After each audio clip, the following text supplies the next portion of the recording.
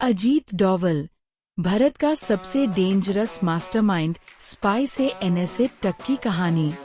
सोचो, एक आदमी जो दुश्मन के कैंप में घुसकर उनका दोस्त बन जाए, जो बिना बंदूक उठाए रायट्स खत्म कर दे, और जो देश के सबसे बेड सीक्रेट ऑपरेशंस का मास्टरमाइंड हो। ये है ब्रेन फ्यूल, एक ऐसा मंच जहां हम दुनिया की अनसुनी कहानियां, विज्ञान के रहस्य और इंसानी सोच की गहराइयों को सरल भाषा में समझाते हैं। आइए सीखने की इस यात्रा की शुरुआत करते हैं। ये कहानी है अजीत डोवल की, एक ऐसे इंसान की जिसे कई लोग इंडिया का रियल लाइफ चाणक्य कहते हैं। शुरुआती जिंदगी। अजीत डोवल का जन्म उत्तराखंड के पौड़ी गढ़वाल में हुआ। उनके फादर इंडियन आर्मी में मेजर द, इसलिए बचपन डिसिप्लिन और देशभक्ति के एनवायरनमेंट में गुजरा। स्कूलिंग अजमेर के मिलिट्री स्कूल से हुई और FIR उन्होंने आगरा यूनिवर्सिटी से इकोनॉमिक्स में मास्टर्स किया।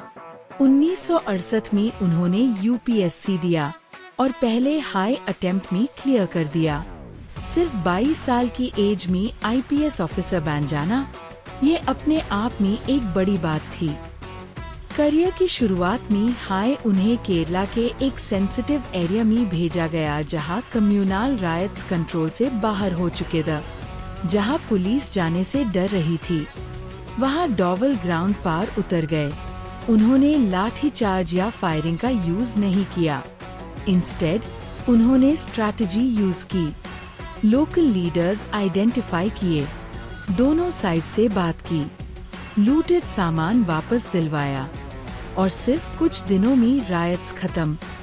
यहाँ से उनका नाम सिस्टम के अंदर हाईलाइट होने लगा। उनकी कैपेबिलिटी देखकर उन्हें इंटेलिजेंस ब्यूरो में शिफ्ट किया गया। यही से उनका सफर एक IPS ऑफिसर से स्पाई तक बदल गया। उस वक्त मिजोरम में इंसर्जेंसी अपने पीक पर थी। लोकल लोग भी रिबेल्स को सपोर्ट कर रहे थे। डोवल ने यहाँ एक रिस्की प्लान बनाया। वो मिलिटेंट्स के बीच घुस गए, उनका ट्रस्ट जीता, उनके साथ वक्त बिताया और धीरे धीरे उन्होंने उनके की कमांडर्स को कन्विंस कर लिया।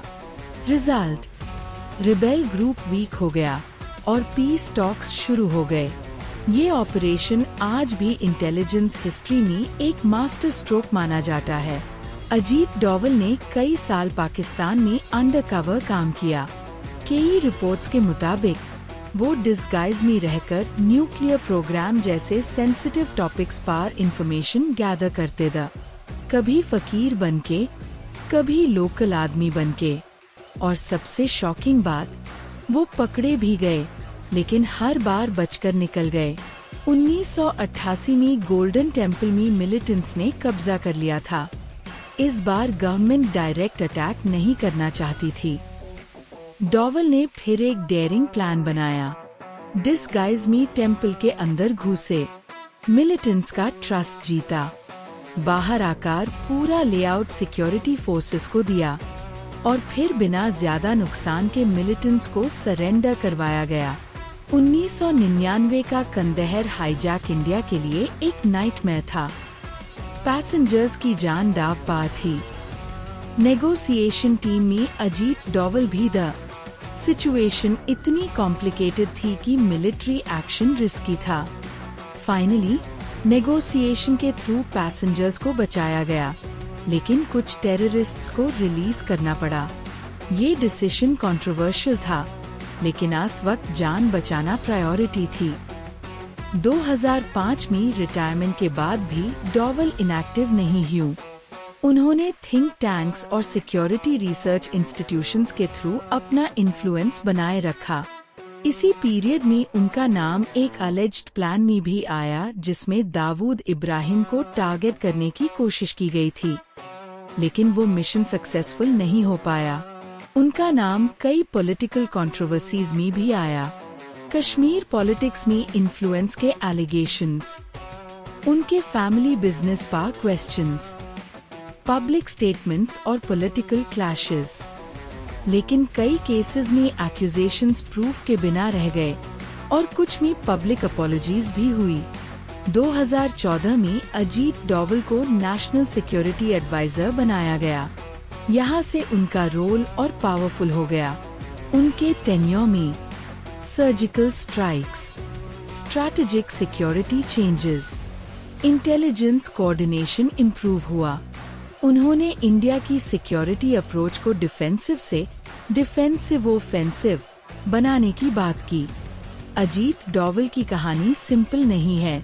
ये एक ऑफिसर की स्टोरी नहीं, बल्कि स्ट्रैटेजी, रिस्क और पावर की कहानी है। कुछ लोग उन्हें हीरो मानते हैं, कुछ उन्हें कंट्रोवर्शियल फिगर। लेकिन एक बात क्लियर है, इंडिया की सिक्योरिटी हिस्ट्री में उनका नाम हमेशा डिस्कस होता रहेगा। ज्ञान की इस यात्रा में हमारे साथ रहने के लिए धन्यवाद। ये है ब्रेन फ्यूल, जहां हर विचार एक नई शुरुआत बनता है। अगर आपको ऐसी रियल लाइफ इंटेलिजेंस स्टोरीज पसंद है तो वीडियो को लाइक करें, चैनल को सब्सक्राइब करें और बताएं आप नेक्स्ट किस पर्सनालिटी की स्टोरी देखना चाहते हैं। मिलते हैं नेक्स्ट वीडियो में।